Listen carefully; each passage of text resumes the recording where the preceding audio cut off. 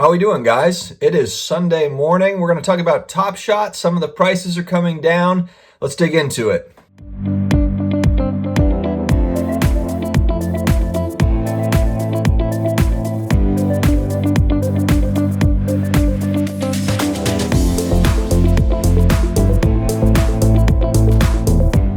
Hello, sports card collectors, investors, all of my collectibles friends. I hope that everyone is having an awesome weekend so far. It's Super Bowl Sunday, but we're going to switch gears a little bit today and talk about NBA Top Shot, just some of the happenings going on. And I want to kind of get some feedback from you all too as well. If you are new to the channel, this channel is all things collectibles, tangible or intangible. But we talk a lot about sports cards, graded comic books, graded video games, all the fun stuff that maybe your regular friends aren't that interested in. That's what this community is here, guys. So thank you very much for joining, and we'll go ahead and dig right into it. Okay, so anyone that is new to NBA Top Shot, it is essentially digital collectibles. They are moments that are sold in packs in the same way that physical cards are, but it's definitely a different market than physical trading cards. I tell people that ask, it's like, you have to go check it out for yourself on the site. It's kind of certainly a polarizing topic. There's so many sports card collectors, physical sports card collectors that really don't like it for whatever reason, and that's perfectly fine. Full disclaimer, I'm not here to talk you into Top Shot. They have enough demand to where they don't need anyone else trying to talk them into trying to get them to the site. Their user base has grown from, I think, 1,500 to 2,000 people back in December when I got into it to 20, 30, 40,000 users, maybe more now. I haven't really been keeping tabs on it, but just insane growth over the last 30 days. It really happened. I think it was like January 16th or 17th is where I really saw like it go a little bit bonkers. So we're talking really like massive growth over the last 2.5 weeks or so. But I'm here to talk about just the fact that moments on the marketplace, the prices have come down. So it's a very interesting thing that I've been following, and the majority of my moments are in Series 1 commons. So if you're new to this, they've got commons, they've got rares, and they're numbered, serial numbered out of average. Now, even the commons are minted, and a lot of them are numbered. Some of them are still going. You have Series 2 sets where they've got 15,000 plus type thing, but you have a lot of Series 1 commons that are out of 1,000, that are out of 4,000. So even though it is a common, it's still kind of rare. I know that sounds kind of confusing, but that's where the majority of my stuff lives. So I've just been watching it, and it's come down pretty dramatically over the last 10 days. And now I will say that over the last few days, 4 or 5 days, it's steadily kind of come back up a little bit, but I think it's just a function of it went up really fast, it came down fairly quickly as well, and then now it's kind of inching back up, which is in a similar way that a lot of kind of markets do. So I really haven't worried about it, but there was, when it was coming down, I was thinking like, man, maybe I should be selling. Maybe I should be selling everything. I was like, panic sell mode, but I decided not to do that. I didn't sell. I've sold off to get my initial investment back, but I haven't panic sold. So as far as the digital collectibles as a whole, I'm looking at it as a big picture type thing.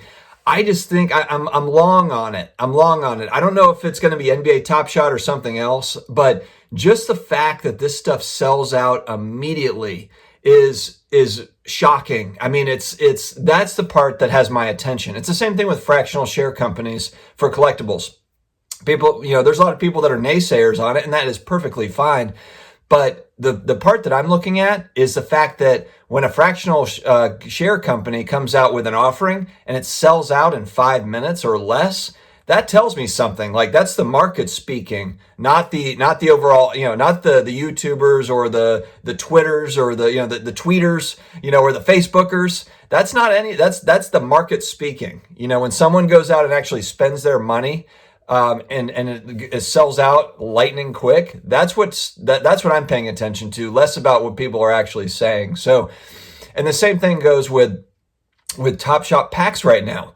It's crazy. Go on Twitter and search NBA Top Shot, and you will see all the people that are upset that they couldn't get a pack. It's not fair how they're doing it. And look, NBA Top Shot website is in beta. There are still a lot of things that they're trying to work through. I don't think that any website would have been completely prepared for the growth that happened on that site. And it went literally, like we said, it went from like 1,500 users to like 50,000 users. And then I don't know how many transactions it was to how many it got to.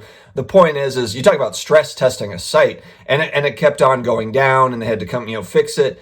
And people are upset about that on social media, and they're making it known. You'll see it on there, but I like to see that. And the reason why I like to see that is because it's just demand speaking. It's demand that is just, and a lot of people are like, oh, I'm out of here. I'm not doing this anymore. But they keep coming back. They keep coming back for more. And maybe it will be a thing where, they lose kind of a user base.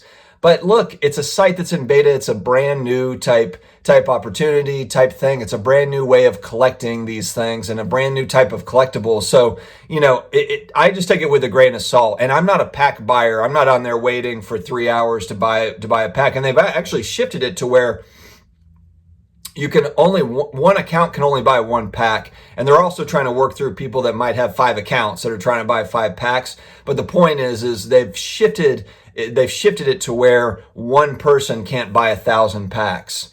I believe that was the case, 2 months ago. You could probably do that. But with the demand the way that it is, and kind of the community speaking up about, hey, we just can't get packs, they have made it to where it's like 1 pack per account.